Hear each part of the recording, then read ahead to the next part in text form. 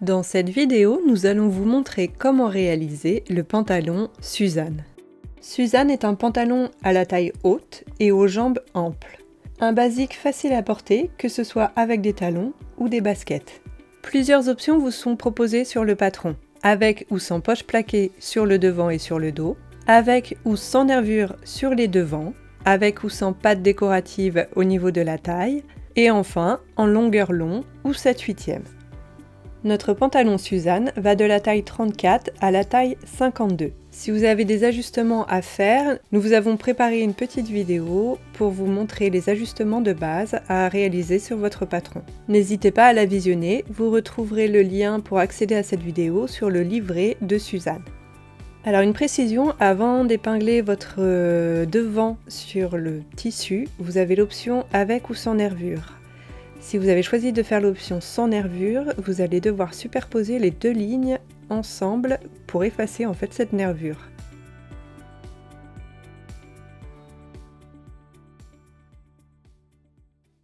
Thermocoller l'envers des pièces suivantes. Les ceintures devant, donc les gauche et droite, et dos, prévues pour l'intérieur, ainsi que le pont selon la tenue du tissu. Le long de l'ouverture des poches plaquées devant. Utilisez pour cela un ruban droit fil d'environ 1 cm de large positionné bord à bord, ou bien couper des bandes dans un thermocollant classique.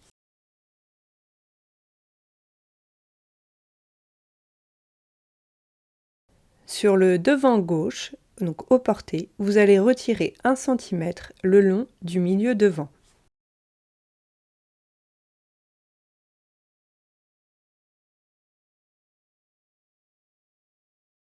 Vous allez reporter les différentes lignes de repère sur les pièces du patron. Donc la ligne de surpiqûre de la braguette sur l'endroit du devant gauche en vous aidant du gabarit. Le tracé des pinces sur l'envers des dos.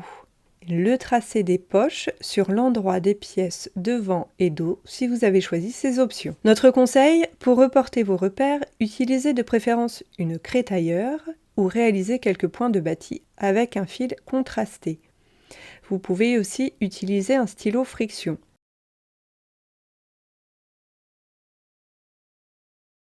Donc si vous avez choisi de réaliser la couture nervure sur les devants, pliez les devants en deux envers contre envers en faisant correspondre les deux crans situés à la taille et en bas. Repassez pour marquer la pliure. Surpiquez à 2 mm du bord sur toute la hauteur des jambes. Repassez en couchant la nervure vers les côtés.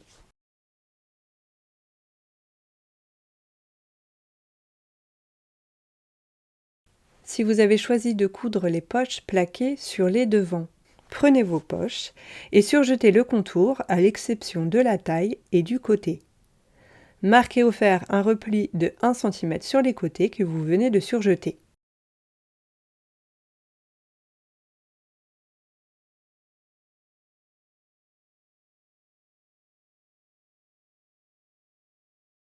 Piquez uniquement le long de l'ouverture de poche à 7 mm du bord. Épinglez les poches contre les jambes devant, envers contre endroit, en alignant la taille et le côté et en vous aidant d'écran. Vérifiez que vos deux poches sont parfaitement symétriques.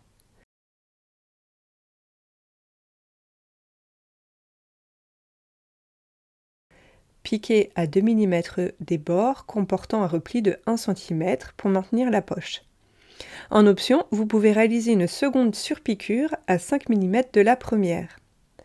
Faites une couture de maintien à 5 mm du bord sur le côté et la taille pour maintenir les poches.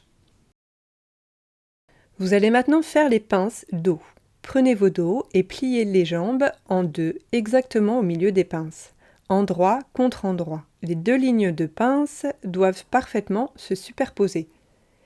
Épinglez, puis piquez les pinces au point droit en suivant la ligne de repère et en commençant la couture au niveau de la taille.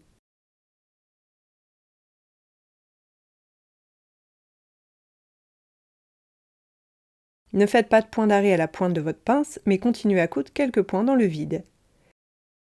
Nouez les deux fils qui dépassent et plaquez les pinces au fer vers le milieu dos.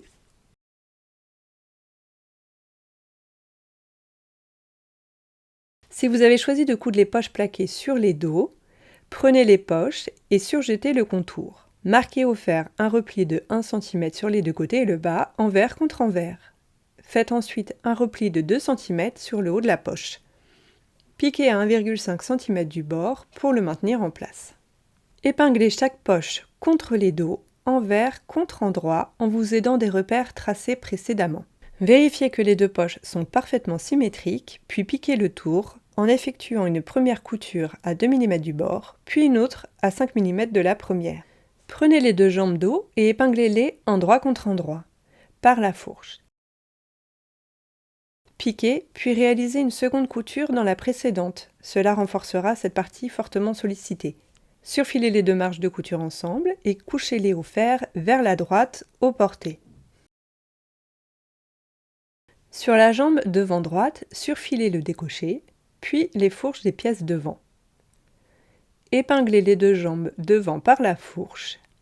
Piquez et arrêtez la couture 1 cm plus haut que le décoché.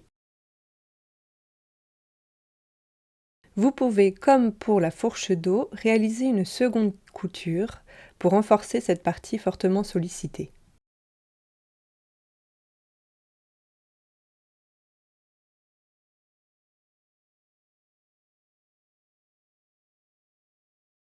Pliez le soupon en deux sur toute sa longueur et envers contre envers. Repassez, puis surfilez les côtés. Surfilez également le côté arrondi du pont. Positionnez le zip sur le milieu devant droit, le long du décoché, endroit contre endroit.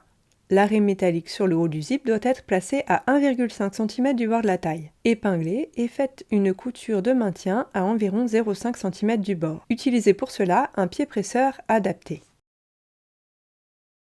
Placez par-dessus le soupon, bord surjeté contre le zip, et piquez à 1 cm du bord.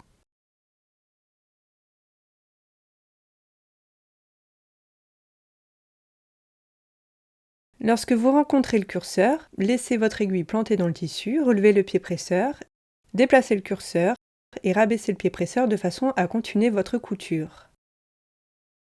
Si vous avez un peu du mal à relever le curseur de votre zip, n'hésitez pas à faire votre couture en 2 fois. Rabattez le soupon sur l'endroit et repassez. Surpiquez à 2 mm du bord.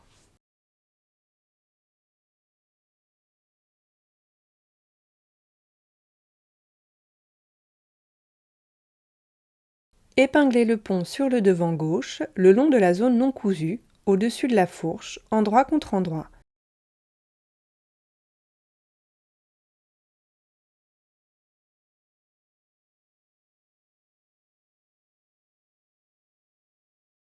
Piquez à 1 cm du bord en arrêtant la couture exactement là où se termine la couture de la fourche.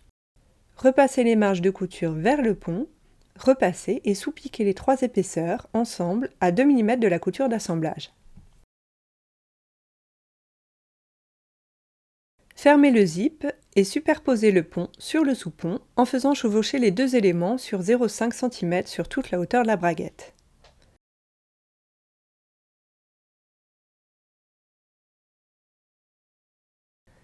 Épinglez depuis l'endroit le long du milieu devant en traversant toutes les épaisseurs pour simuler la fermeture.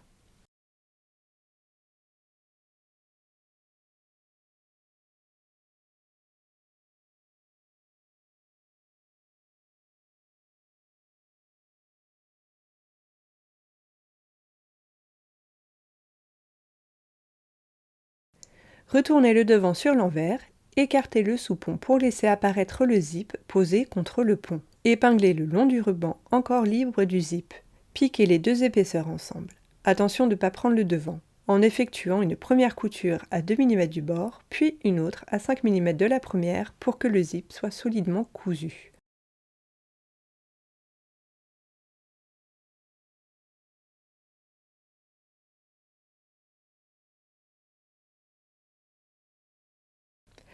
Fermez le zip jusqu'en haut. Écartez le soupon vers l'envers du devant droit et placez votre ouvrage endroit face à vous. Épinglez le long du tracé de la braguette reportée au tout début des explications en traversant le pont et le devant droit. piquez depuis l'endroit en suivant le tracé. Arrêtez-vous au plus près de la fourche, milieu devant, et faites un point d'arrêt solide. Attention de bien écarter le soupon, il ne doit pas être pris dans la couture. Effectuez une seconde piqûre à 5 mm à l'extérieur de la première.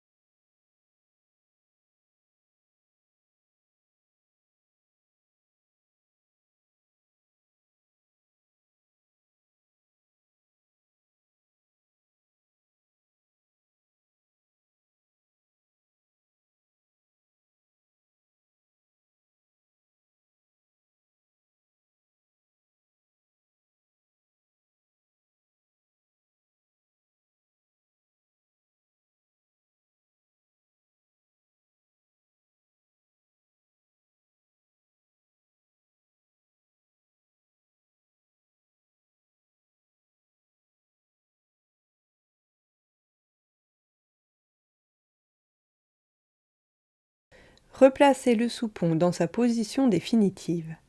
Faites de petits points zigzags très serrés et solides sur le bas de la braguette dans le prolongement de la piqûre précédemment réalisée en traversant toutes les épaisseurs pour fixer le pont et le soupon ensemble. Faites un autre point solide sur la surpiqûre de la braguette, là où commence l'arrondi, à environ 3,5 cm du bord.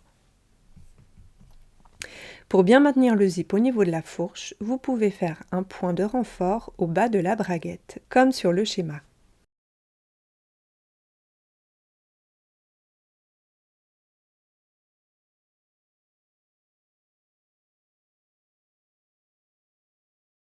Épinglez les pièces devant et dos le long des côtés et de l'entrejambe, endroit contre endroit.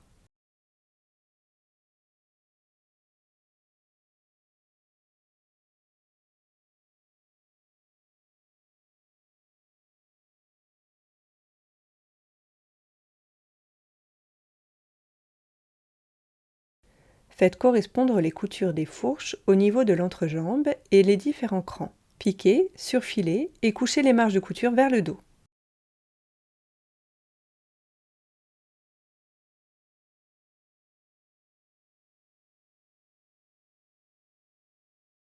Réalisez 2 ceintures composées chacune d'une ceinture dos, d'une ceinture devant droite et d'une ceinture devant gauche. Extérieur non thermocollé et intérieur thermocollé. Pour cela, superposez et épinglez les ceintures devant, de part et d'autre de la ceinture dos, endroit contre endroit, en faisant correspondre les crans côtés. Piquez et ouvrez les marges de couture au fer. Sur la ceinture thermocollée, correspondant à l'intérieur, faites un rentré de 1 cm vers l'envers le long du bord inférieur. Superposez et épinglez les deux ceintures, intérieure et extérieure, endroit contre endroit.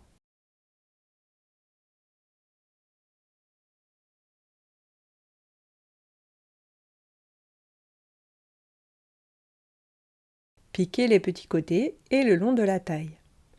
Dégarnissez les angles et retournez sur l'endroit.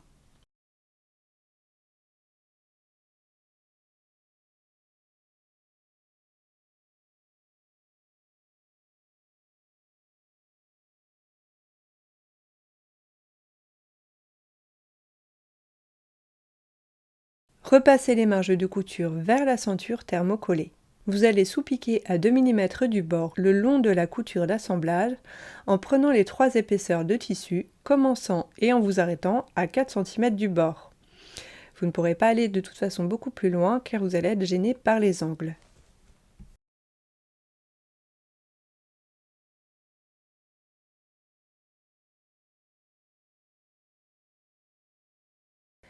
Épinglez la ceinture extérieure non thermocollée le long du pantalon, endroit contre endroit.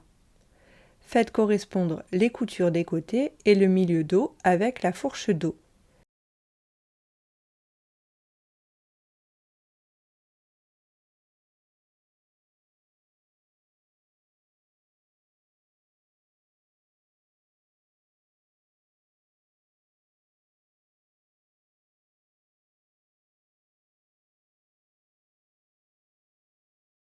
Piquez.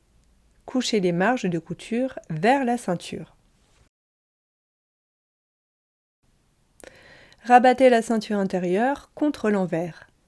Recouvrez la marge de couture en vous aidant du repli de 1 cm formé précédemment. Vous allez piquer à 2 mm du bord le plus régulièrement possible en vérifiant que la couture est aussi régulière sur l'endroit que sur l'envers.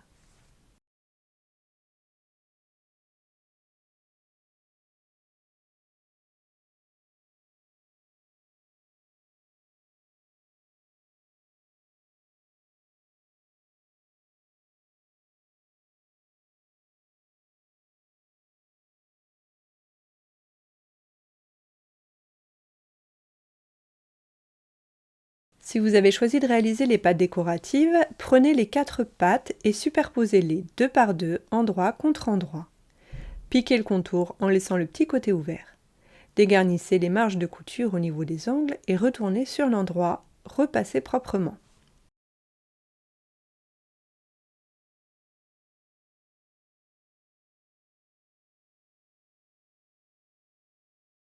Épinglez les pattes sur la ceinture devant, endroit contre endroit.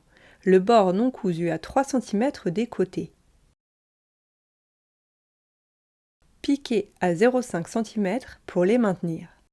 Rabattez les passants vers le dos et piquez à 0,7 cm.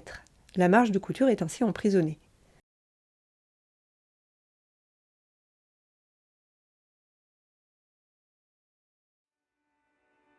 Cousez les boutons à l'extrémité des pattes en les centrant et en piquant toutes les épaisseurs. Il ne vous reste plus qu'à faire la boutonnière. Pour cela, réalisez une boutonnière horizontale à l'extrémité de la ceinture sur le devant gauche à environ 1 cm du bord. Cousez le bouton en vis-à-vis à l'extrémité de la ceinture droite. Réalisez l'ourlet du bas de la jambe. Effectuez pour cela un premier repli d'1 cm, puis un second repli de 2 cm et piquez. Et voilà, votre pantalon Suzanne est terminé.